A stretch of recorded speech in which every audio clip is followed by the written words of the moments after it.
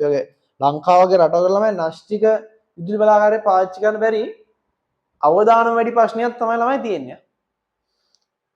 ප්‍රශ්නයක් ආවොත් ළමයි රටෙන් භාගයක් වහන්න වෙනවා. රටෙන් කාලක්වත් වහන්න වෙනවා. ඔය චර්නොබිල් ඩිසාස්ටර් එක ළමයි. චර්නොබිල් ඩිසාස්ටර් එක අප්‍රේල් 26 ළමයි. පරණ සෝවියට් සමූහාණ්ඩුවට අයත් රටක් ළමයි යුක්‍රේන. දැන් යුක්‍රේනයේ සෝවියට් සමූහාණ්ඩුවට අයත් රුසියාවට අයත් නැහැ. ඉස්සර රුසියාවට අයත්.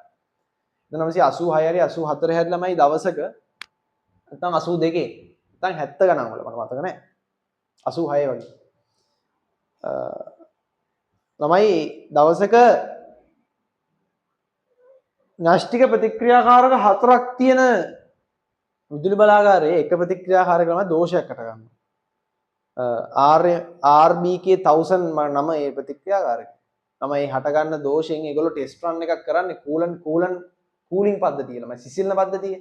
ඒ RMBK 1000 කියන රියැක්ටර් එකේ න්‍යෂ්ටික ප්‍රතික්‍රියාකාරකයේ තමයි කූලින් සිස්ටම් එක චෙක් කරනවා ඒගොල්ලෝ. මේ මං කියන දැන් එක්සෑම් එකට ඉන්නේ අපේ සිලබස් එකේ නෑ ළමයි. කතන්දරයක් මේක. ඒක චෙක් කරද්දී ළමයි වෙන ෆෝල්ට් එකක් හින්දා තමයි ඔය වැඩේ වෙන්නේ. ඔය විනාශ ලොකු ඩිසාස්ටර් එකක් වෙනවා. අදටත් චර්නොබිල් කියන ගමේ තමයි ඒක තියෙන්නේ. නගරේ තමයි ඒක ඒ න්‍යෂ්ටික බලාගාර තියෙන්නේ. අදටත් චර්නොබිල් ඩවුන් ළමයි. අදටත් චර්නොබිල් වසා දමන ලද පරිසර පද්ධතියක්. ළමයි චර්නොබිල් තියෙනවා පොඩි එපිසෝඩ් 10 විතර ටී සීරීස් එක. ඔයගොල්ලෝ එලෙවල් කරලා ඉවරලා බලන්න. ඒක හරිය ලස්සනයි කියන්නේ. ඒක පෙන්නනවා ඩිසාස්ටර් එකේ ව්‍යසනයේ තරම පෙන්නනවා ළමයි. ඒ කියන්නේ ඒක කේස් එක උනාට පස්සේ නෑ පිපුරු උනාට පස්සේ නෑ අවට ඉන්න වනාන්තරවල සත්තුන් හිටන්ම ඝාතනය කරනවා. හේතුව ළමයි සත්තුන්ගෙන් පුළුවන් විකිරණ ස්ප්‍රෙඩ් වෙන්නේ. ඒ නගරයෙන් එහාට සත්තුන්ට කුරුල්ලොන්ට ඒ සියලු සත්තුන්ට බලනවා ස්ප්‍රෙඩ් වෙනන්නේ විකිරණ. ළමයි විකිරණ මගේ ඇඟේ වැදුනොත් විකිරණ ළමයි මගේ ඇඟේ තියෙනවා. මගේ ඇඟේ අන්තර්ගත වෙනවා. මම ළමයි බස් රුසියාවේ ඉඳන් මෙහෙට ඇවිල්ලා ඔයාව බදාගත්තොත් ළමයි ඔයාගේ ඇඟ ඔයාගෙනත් ළමයි විකිරණ වල ගොදුරක් වෙනවා. ඒ හින්දා ළමයි විකිරණ මිනිස්සු හරහා ප්‍රචාරණය වෙන්න පුළුවන්. ඒ හින්දා ළමයි මිනිස්සුන්ව නම් ඝාතනය කරන්නේ මිනිස්සු ගොඩාක් මැරුණා. ඒ ලෙඩ හැදිලා හැම දී වෙලා ඒ ටීවී සීරීස් එකේ පෙන්නනවා ළමයි ආ චර්නොබිල් ඩිසාස්ටර් කියන චර්නොබිල් සීරීස් එක නම Netflix එකේ ටීවී සීරීස් එක.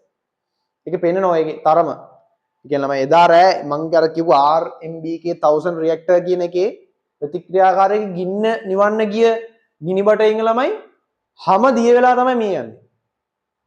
ඒගොල්ලෝ ගම හැම දිය වෙලා කියන්නේ සෛල ළමයි වර්ධනය වෙන්න බෑ සෛල වලට. සෛල වලට ජනනය වෙන්න බෑ හැම දිය වෙලා ළමයි මැරෙන්නේ. කතා කරගන්න බෑ. මුකුත් බෑ ළමයි.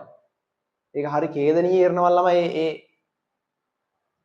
ඒ ගින්නින බටයින්ට අයිති වෙන්නේ තවත් ඒ වගේ තවත් පාර්ශ්ව කිහිපයක් ඉන්නවා. හරි. ඔනවයි පුනර්ජනනීය නෝනේ. ඔනවයි පුනර්ජනනීය කවුද?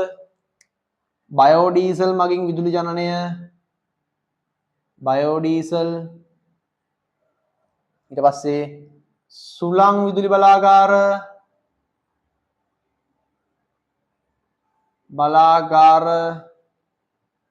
සූර්ය පැනල මගින් විදුලි ජනනය සූර්ය ආලෝකය මගින් සූර්යාලෝකය මගින් නේද?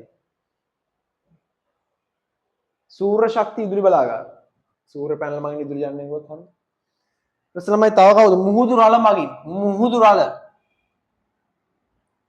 රළ මගින් විදුලි ජනනය. ඊට පස්සේ ළමයි සුළං විදුලි බලාගාර ජෛව ශක්ති බලාගාර කියන්නේ